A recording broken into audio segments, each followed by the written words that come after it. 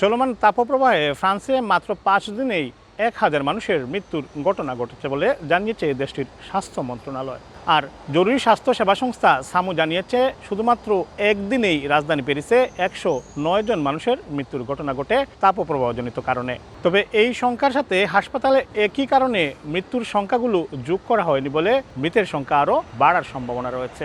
এর মধ্যে উল্লেখযোগ্য সংখ্যক মানুষের মৃত্যু ঘটেছে গরম থেকে কিছুটা স্বস্তি পেতে পানিতে নেমে সাঁতার কাটতে গিয়ে, যার মধ্যে রয়েছেন কিশোর বয়সী অনেকেই। আর গাড়ির ভিতরে 2 শিশুর মর্মান্তিক মৃত্যুর ঘটনাও রয়েছে। এদিকে দেশটির স্বাস্থ্যমন্ত্রী জানিয়েছেন 2003 সালের মতো বিপুল সংখ্যক মৃত্যুর ঘটনা এবারে ঘটার সম্ভাবনা তিনি খুব কম দেখছেন বলেই মনে করছেন। সে বছর 15,000 মানুষের মৃত্যুর ঘটনা ঘটেছিল। অন্যদিকে 2027 সালের নির্বাচনকে কেন্দ্র করে দেশটির রাজনীতিবিদরা ফ্রান্সকে জলবায়ু বান্ধব দেশ হিসাবে গড়ে তোলার প্রতিশ্রুতি দিচ্ছেন জনগণের কাছে। তারা বলেছেন, নির্বাচিত হলে হাসপাতাল, শিক্ষা প্রতিষ্ঠান সহ অন্যান্য প্রতিষ্ঠানগুলোতে শীতাতপ নিয়ন্ত্রণ ব্যবস্থা আরও বাড়াবেন।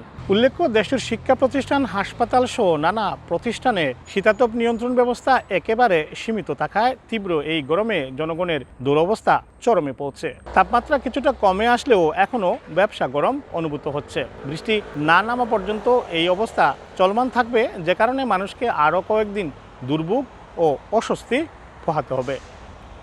রাজধানী প্যারিস থেকে মোহাম্মদ লুৎফুর রহমান বাবু, সময় সংবাদ।